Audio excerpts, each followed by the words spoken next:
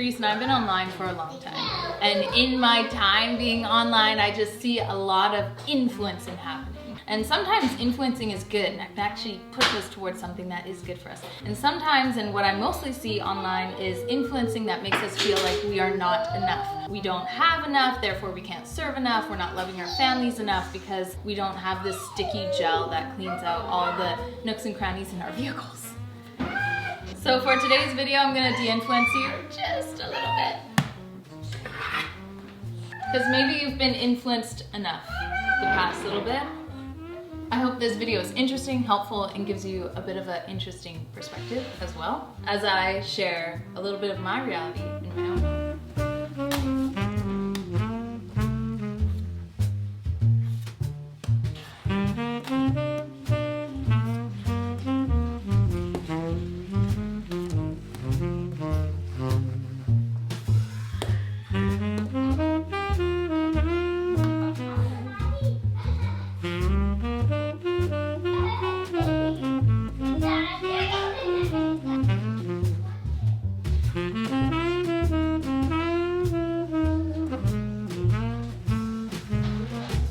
I'm a huge believer in multi-use areas.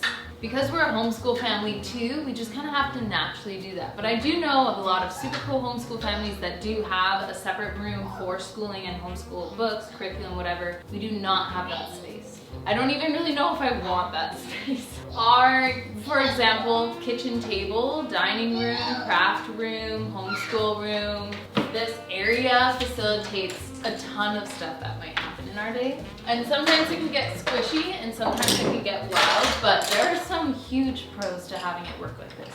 I love homes and houses that everyone is kind of everywhere all the time. Like, there is a huge unity through a space. So for example, while the kids are doing school crafts, whatever, I'm also able to be there with them while still making bread or dinner or dishes, whatever.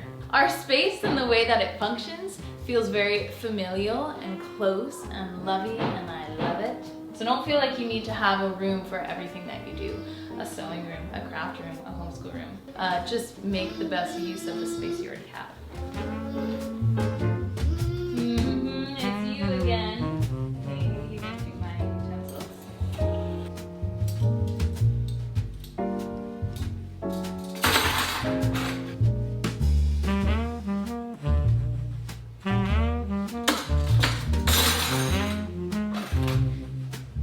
I think a lot of aesthetic homes are pretty. I like the look of some of them. I think there is something that's very just like nice and engaging. We love order. We love seeing order. But to be honest, I cannot have an aesthetic home. My home does not function on its aesthetic. It functions on the people that live inside it. Items in our homes are not hid for the sake of being aesthetic. Items in our home that are used are not thrown away because they're not aesthetic or replaced with something more aesthetic. We use what we have. And I know there's so many aesthetics, and I know some people look at my home and go, Sarah's aesthetic is this, but I don't live in this home trying to create an aesthetic or a feel or a look. I just create a home in which we can live in and live in well. Some of my friends that I've grown up with grew up with aesthetic homes, and actually mentally and emotionally it was quite draining. Their stuff was hidden in baskets or bins. There was things they were just not allowed to have because it didn't fit the aesthetic. It's quite an intense standard an aesthetic will hold you to. So I've denied all of it and I've said no to any sort of look or aesthetic or even feel in the home. The feels that we feel in our home come from us and not our items. And to be honest, you have a lot on your mind. You have bigger things to think about. Welcome to my laundry room, aka a closet. Not gonna lie, there was a time, and it was a long time back, where I just craved a laundry room because everyone on Instagram was putting all their cool laundry detergents into these fancy glass containers, and they had so many dryer balls and options and baskets and pull-outs, and I thought, I would be so good at laundry if that's what I had. And fast forward to now, I don't know if I'd ever want a laundry room. I enjoy this so much. I love not having an extra room to clean.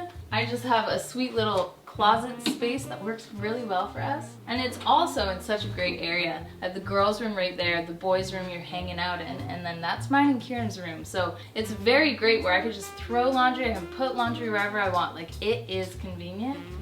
So today's comment of the video, comment down below. Do you have a laundry room? Where do you have your laundry machine? Growing up, it was always in our basement, and I actually loved that. But seriously, we don't have to keep romanticizing stuff. Just let me do my laundry.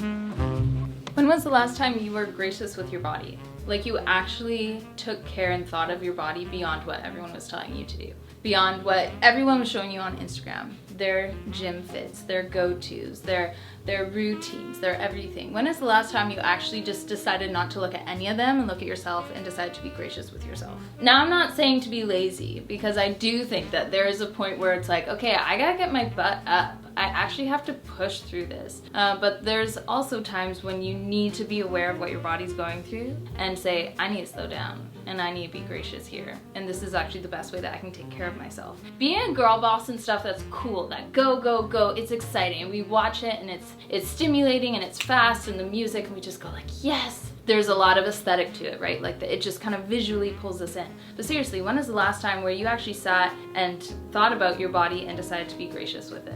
Instead of doubting it, excusing it, pushing it too hard. Stop treating or looking at your body the way that Instagram or online social media wants you to.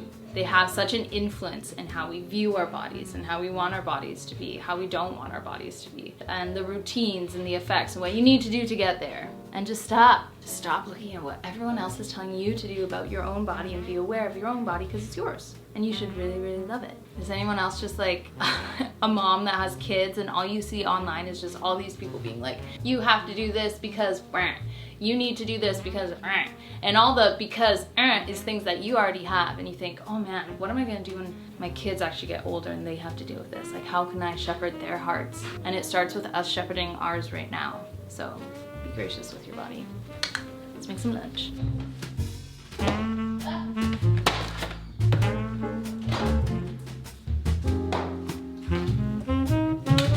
Do you see these? These were given to us over 10 years ago for our wedding. These are Corelle plates. The label on the back is almost completely worn off. To be honest, we are gonna have to replace these because they are starting to chip. You don't have to be fancy.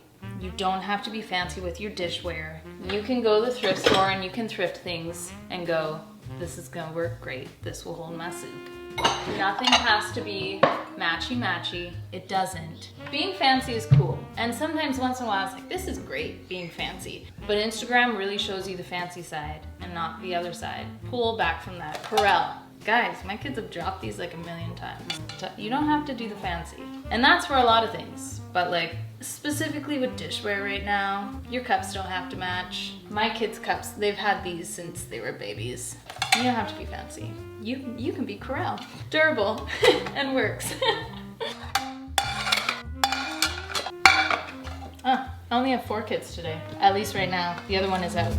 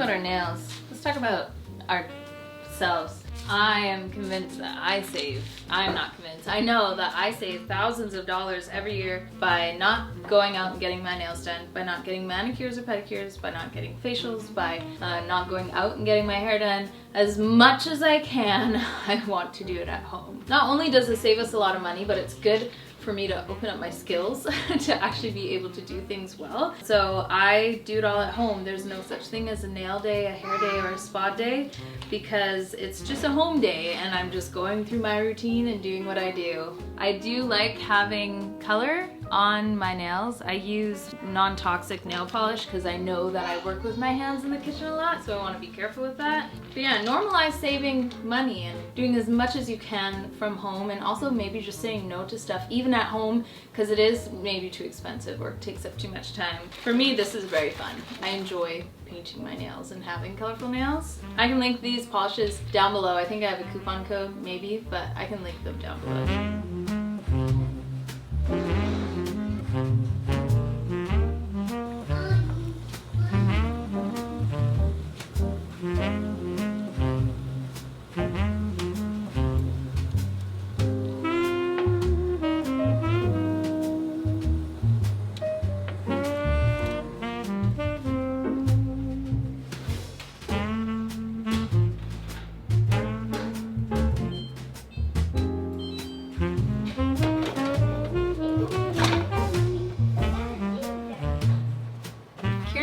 With Molly today.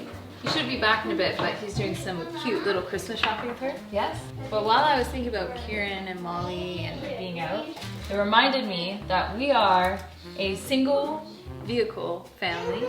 We don't have multi-vehicles. Insurance is extremely expensive. We're also kind of just tight for space garage-wise.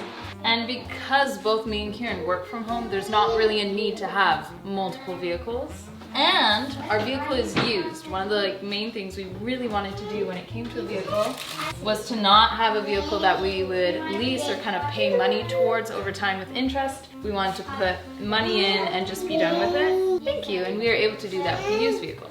In this crazy time where I see couples surprising each other with big new vehicles, mommy vans, mommy vehicles, daddy trucks, I just want to remind you that you don't have to.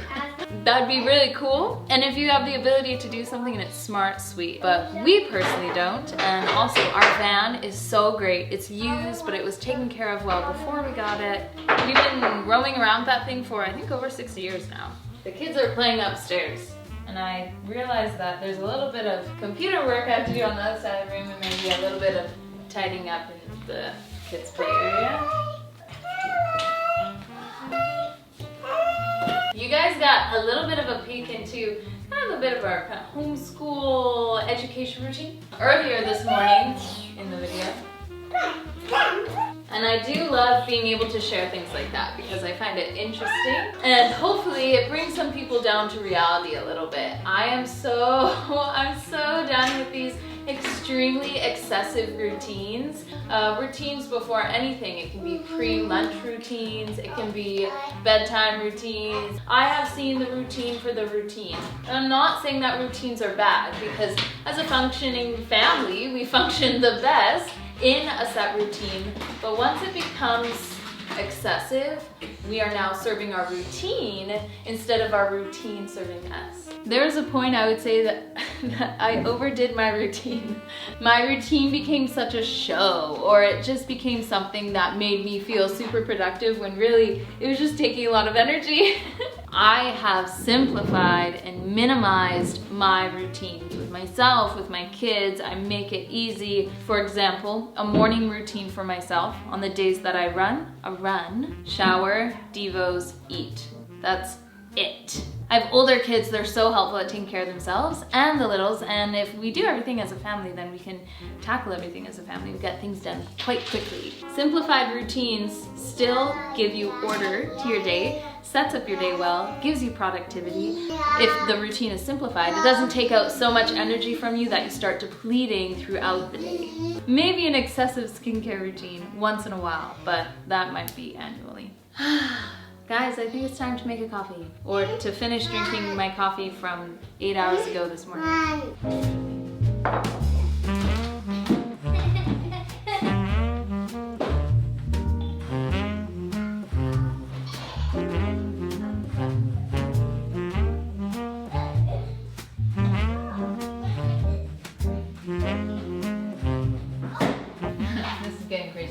Thanks for watching. I'll see you guys later. It's crazy!